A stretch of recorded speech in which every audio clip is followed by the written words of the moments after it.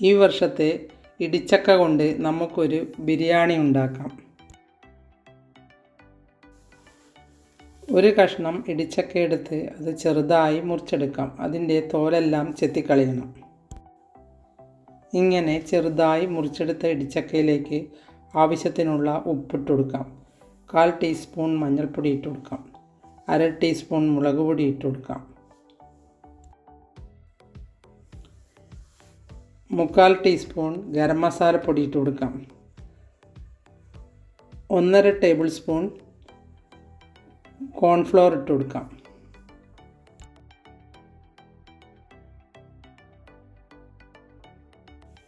ചക്കയുടെ നനവിനനുസരിച്ച് ഓരോ ടീസ്പൂൺ വെള്ളമെടുത്ത് ചേർത്തുകൊണ്ട് നോക്കണം. ഒഴിച്ച് കുഴച്ചാൽ ചിലപ്പോൾ അധികമായി പോകും. വെള്ളം അധികമായാൽ ചക്കയിൽ മസാല പിടിക്കില്ല. ചക്ക ചേർത്തെടുക്കുന്നതിന് മുന്നിൽ തന്നെ 5-6 വെളുത്തുള്ളിയും 1 കഷ്ണം ഇഞ്ചിയും കൂടി അരച്ച് ഇതിൽ ചേർക്കണം. അത് ഞാൻ ആദ്യം ഇടാൻ മറന്നുപോയതാണ്. ഇനി അങ്ങനെ ചേർത്തെടുത്ത ചക്ക നമുക്ക് സൈഡിലേക്ക് മാറ്റി വയ്ക്കാം. ഇത് ബിരിയാണി ഉണ്ടാക്കിയപ്പോൾ വിചാരിച്ചതിലും കൂടുതൽ സ്വാദായിരുന്നു. ഇനി ഒരു സവാള മുറിച്ച് കുറച്ച് എണ്ണയൊഴിച്ച് ഒന്ന് നല്ലതുപോലെ വറുത്തെടുക്കാം. സവാള വറുത്തെടുക്കുമ്പോൾ കുറേ എണ്ണയൊന്നും ഒഴിക്കേണ്ട. ഇങ്ങനെ ഇളക്കി ഫ്രൈ ചെയ്തെടുത്താൽ മതി. ഒരു നുള്ള് ഉപ്പിട്ടാണ് ഇളക്കിയെടുക്കേണ്ടത്. കുറേ എണ്ണയൊഴിച്ച് ഉണ്ടാക്കുമ്പോൾ ആ എണ്ണയെല്ലാം കളയേണ്ടതായി വരും. ഇങ്ങനെ ഒഴിച്ച് നിങ്ങളൊന്ന് വറുത്തെടുത്ത് നോക്കൂ. ഇനി ഈ ചക്ക നമുക്കൊന്ന് ഫ്രൈ ചെയ്തെടുക്കാം.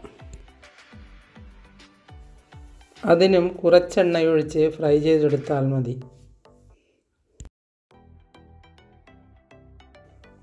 എണ്ണ നമ്മുടെ ആരോഗ്യത്തിന് നല്ലതല്ല. അതുകൊണ്ട് ഞാൻ കുറച്ചെണ്ണ എടുത്താണ് ഉണ്ടാക്കുന്നത്. ഇനി വേവുമ്പോൾ തിരിച്ചും മറിച്ചും ഇട്ട് കൊടുത്താൽ മതി. അപ്പോൾ നല്ലതുപോലെ ഫ്രൈ ആയി കിട്ടും. ഈ വർഷം നിങ്ങൾക്ക് ഇടിച്ചക്ക കിട്ടുകയാണെങ്കിൽ നിങ്ങളും ഒന്ന് ഇങ്ങനെ ബിരിയാണി ഉണ്ടാക്കി നോക്കണം. അഭിപ്രായം കമൻറ്റ് ബോക്സിൽ ഇടുകയും വേണം. വെജിറ്റേറിയൻ ഇഷ്ടപ്പെടുന്നവർക്ക് ഇതൊരു സൂപ്പർ ബിരിയാണിയാണ്.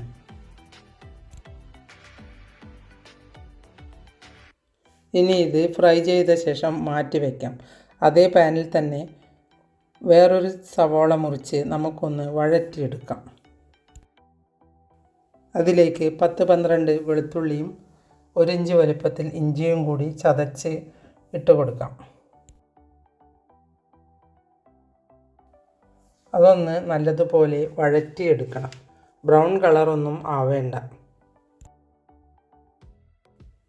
നല്ലതുപോലെ വഴറ്റിയെടുത്താൽ മതി. ഇനി ഇതിന് വേണ്ട മസാല നമുക്കൊന്ന് അരച്ചെടുക്കാം.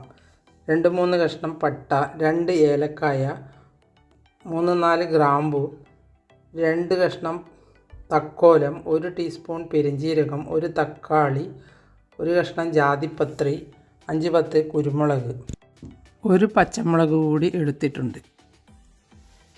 ഇവയെല്ലാം നല്ലതുപോലെ അരച്ച് ഉള്ളി വഴറ്റിയതിലേക്ക് ഇട്ട് കൊടുക്കാം. ഇത് ചിക്കൻ കഴിക്കുന്നവർക്ക് പോലും സൂപ്പർ ബിരിയാണിയാണ്. ശരിക്കും ചിക്കൻ ബിരിയാണി പോലെ തന്നെ ഉണ്ടാകും. ഇനി ഇതിലേക്ക് പകുതി പുളിനാരങ്ങ പിഴിഞ്ഞൊഴിക്കാം. അതിനുശേഷം നമ്മൾ ഫ്രൈ ചെയ്ത് വെച്ച ചക്ക ഇതിലേക്ക് ഇട്ട് കൊടുക്കാം. ഇടിച്ചക്ക കൊണ്ടും നമുക്ക് പല വിഭവങ്ങളും ഉണ്ടാക്കാം. ഇടിച്ചക്ക വൃത്തിയാക്കാൻ അത്ര പണിയൊന്നുമില്ല. വലിയ ചക്ക വൃത്തിയാക്കാനാണ് കൂടുതൽ പണി. ഇടിച്ചക്കയാകുമ്പോൾ തോല് ചെത്തി കഷ്ണങ്ങളാക്കിയാൽ മതി. ഇനി ഈ മസാലയിൽ കിടന്ന് നല്ലതുപോലെ ഇളക്കിയെടുക്കണം. അപ്പോൾ ഈ കഷ്ണങ്ങളിൽ മസാല നല്ലതുപോലെ പിടിച്ചിരിക്കും. ഇനി ഇങ്ങനെ നല്ലതുപോലെ ഇളക്കി മസാല പിടിപ്പിച്ച ശേഷം അതിലേക്ക് 1/2 ഗ്ലാസ് വെള്ളമൊഴിച്ച് കൊടുക്കാം. ഇതിലേക്ക് ആവശ്യത്തിനുള്ള ഉപ്പിട്ട് കൊടുത്ത് ഒന്ന് നല്ലതുപോലെ ഇളക്കിയ ശേഷം മൂടി വെച്ച് വേവിച്ചെടുക്കാം. ഇത് മീഡിയം ഫ്ലെയിമിൽ വെച്ച് ഉണ്ടാക്കുന്നതാണ് നല്ലത്. അപ്പോൾ സാവധാനം ചക്കയിൽ മസാലയെല്ലാം പിടിക്കും. ഇനി ഇടയ്ക്കിടെ തുറന്നു നോക്കി ഇളക്കി കൊടുക്കണം. ഇങ്ങനെ ഇളക്കി വെള്ളമെല്ലാം വറ്റിച്ചെടുക്കാം.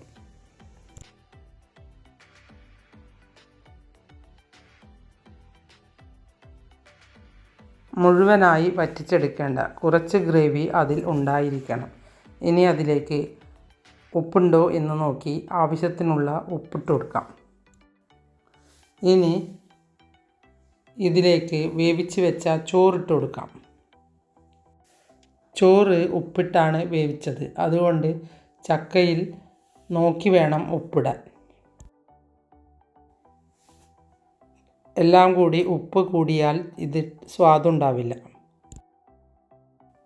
ഇനി ചോറിട്ട ശേഷം അതിന് മുകളിലായി 1 ടീസ്പൂൺ ഗീ ഒഴിച്ചു കൊടുക്കാം. ഗീ നിങ്ങളുടെ ഇഷ്ടത്തിനനുസരിച്ച് ഒഴിച്ചാൽ മതി. ഞാൻ കുറച്ച് മാത്രമേ ഒഴിക്കുന്നുള്ളൂ. ഇനി ഇതിന് മുകളിലായി കുറച്ച് മല്ലിയിലയും പുതിനയിലയും മുറിച്ചത് ഇട്ട് കൊടുക്കാം. ഇനി അതിന് മുകളിലായി സവാള വറുത്തതും അണ്ടിപ്പരിപ്പും കിസ്മിസും വറുത്തതും കൂടി ഇട്ട് കൊടുക്കാം. ഇനി ഇത് 5 മിനിറ്റ് നേരം മൂടി വയ്ക്കാം. ഇനി മൂടി തുറന്ന് ഒന്ന് ഇളക്കി കൊടുക്കാം. മൂടി തുറക്കുമ്പോൾ തന്നെ ഇതിൻ്റെ മണം സൂപ്പറാണ്. ഒറ്റ നോട്ടത്തിൽ ഇത് ചിക്കൻ ബിരിയാണിയാണെന്നേ പറയൂ.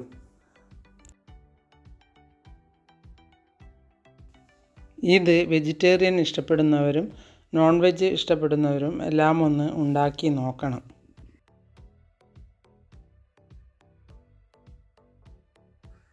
വലിയ ചക്കയേക്കാൾ ഗുണമാണ് ഇടിച്ചക്കയ്ക്ക്. നോൺ വെജ് ഉണ്ടാക്കി കഴിക്കുന്നവരും ഒന്ന് ഉണ്ടാക്കി നോക്കൂ. എൻ്റെ വീഡിയോ ഇഷ്ടപ്പെട്ടുവെങ്കിൽ ലൈക്ക് ചെയ്യാനും സബ്സ്ക്രൈബ് ചെയ്യാനും മറക്കരുത്. ഷെയർ ചെയ്യുക കൂടി വേണം.